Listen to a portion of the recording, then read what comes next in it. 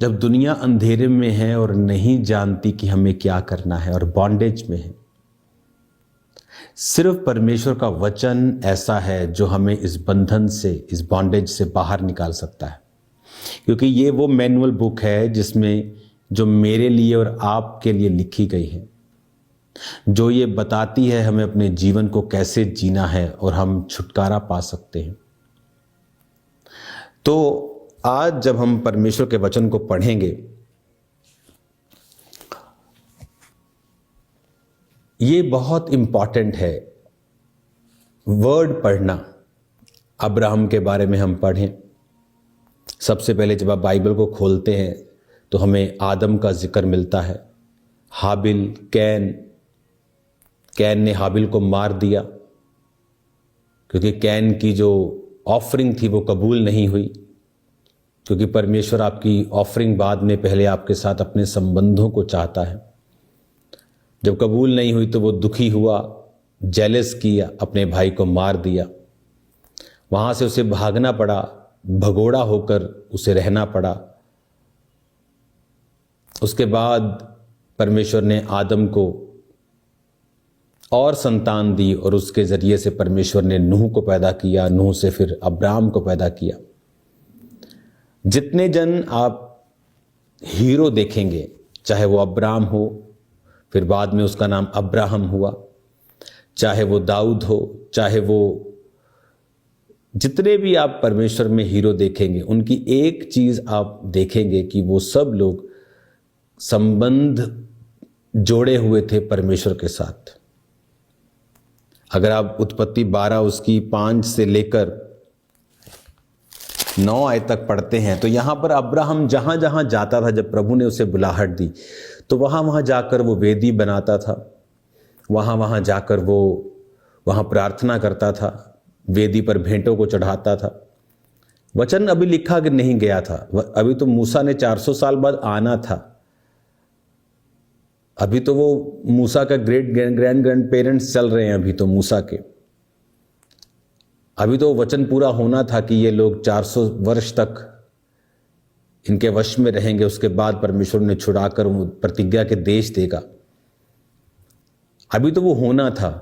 लेकिन अब्राहम का कनेक्शन परमेश्वर के साथ देखो कैसा था। वो भेंटों को चढ़ाता था, दशमांश देता था, प्रार्थना करता था वेदी बनाकर। 8 आयत में लिखा, जेनेसिस 12 उसकी 8, वहां से आगे बढ़ के वो पहाड़ पे आया जो बेतेल के पूर्व की ओर अपना तंबू उस पर खड़ा किया, जिसके पश्चिम की ओर बेतेल, पूर्व की ओर ए है। वहां भी उसने यहोवा के लिए एक वेदी बनाई और यहोवा से प्रार्थना की। वहां भी मतलब जहां जाता था वो वेदी बनाता था, जहां जाता था वो प्रार्थना करता था। रिलेशनशिप आज सबसे बड़ी प्रॉब्लम यह है। आज हम अंधेरे में इसलिए हैं क्योंकि हम सुन नहीं पा रहे हैं कि प्रभु क्या चाहता है, हम क्या करें। कंफ्यूज इसीलिए हैं, मालूम नहीं हम क्या करें। बिजनेस नहीं चल रहा, मालूम नहीं कि हम क्या करें, ये करें कि कोई और करें। रीजन क्या है? क्योंकि जब आपका पर्सनल रिलेशन प्रभु के साथ नहीं होगा तब तक आप परमेश्वर की आवाज और अपने व्यक्तिगत बुलाहट को नहीं समझ पाएंगे। इसीलिए आप अपनी मां से जितना मर्जी प्यार करें, लेकिन जब आपको अपना पेट भरना है तो आपकी मां खाए और आपका भर जाए, ऐसा नहीं हो सकता। आपको अपना पेट ही भरना पड़ेगा अगर आपको भूख से निजात दिलवानी है तो। वचन कहता है हर व्यक्ति अपना ही बोझ स्वयं उठाएगा। अगर आपको हील होना है तो दवाई आपको खानी है, प्रार्थना आपको करवानी है। आप मेरी बात समझ रहे हैं? जब एक व्यक्ति का पर्सनल रिलेशन परमेश्वर के साथ नहीं है, वो कैपेबल नहीं है अगुवाई के कि परमेश्वर क्या चाहता है उसकी जिंदगी में। अगर उसकी मदर का रिलेशनशिप प्रभु के साथ अच्छा है तो वो प्रार्थना करके उसको स्थिर कर लेती है, प्रार्थना करके उसको गाइड करती रहती है और वो गिरता नहीं है। पर अभी भी डिलीवरेंस उसकी लाइफ में नहीं है क्योंकि परमेश्वर ने आदम को अपने साथ पर्सनल रिलेशनशिप में रहने के लिए बनाया था। इसीलिए वचन कहता है कि परमेश्वर शाम को ठंडे समय में वाटिका में जब आता था तो आदम के साथ अपने समय को व्यतीत करता था। और जब आदम ने पाप किया और परमेश्वर वहां पे आए तो आदम वहां नहीं था और प्रभु ने कहा, आदम तू कहाँ है? उसने कहा, प्रभु मैं नंगा था, मैं डर गया, जब तू आया तो मैं छुप गया था। परमेश्वर ने कहा, किसने बताया तू नंगा है? क्या तूने वो फल खाया है जो मैंने खाने के लिए मना किया था? जब आप प्रभु के साथ सेपरेट हैं, आप प्रार्थना में नहीं हैं, आप सहभागिता में हम क्यों नहीं हैं? क्योंकि वर्ल्ड हावी है। आदम सहभागिता में था क्योंकि उसने पाप नहीं किया, लेकिन जब पाप एंटर किया तो सहभागिता टूट गई, रिलेशनशिप टूट गई। तो जब वर्ल्ड हावी होगा, आपकी रिलेशनशिप आप प्रभु के साथ मेंटेन नहीं करेंगे।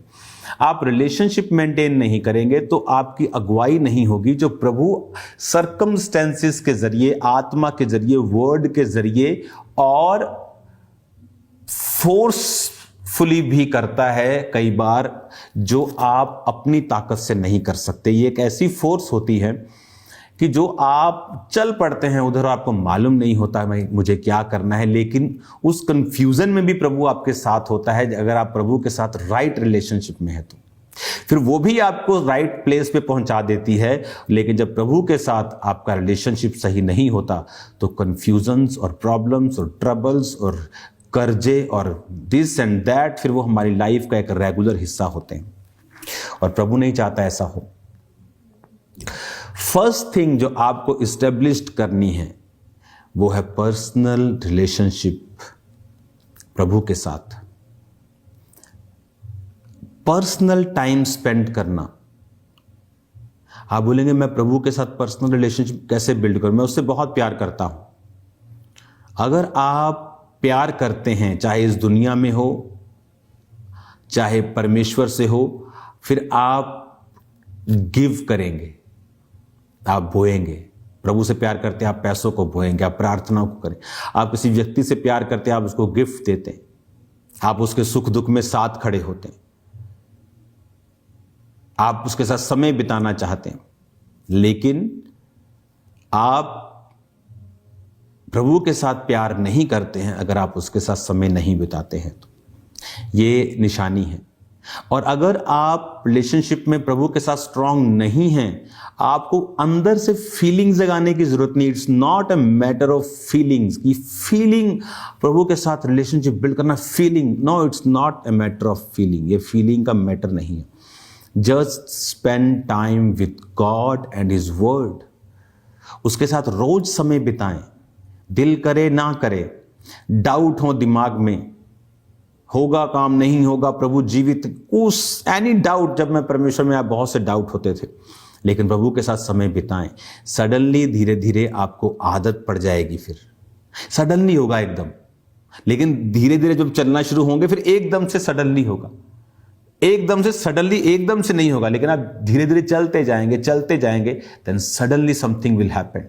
कुछ बिग वे आपके लिए ओपन होगा, समथिंग मिरेकलस आपकी लाइफ में कुछ घटनाएं होंगी, आपको मालूम होगा, ओह मेरा प्रभु के साथ रिलेशनशिप है, ये इससे मैं बच नहीं सकता था लेकिन मैं बचा, मैं परमेश्वर में, मैं इसका मतलब मैं ओके परमेश्वर है। आपको तब कॉन्फिडेंस आएगा।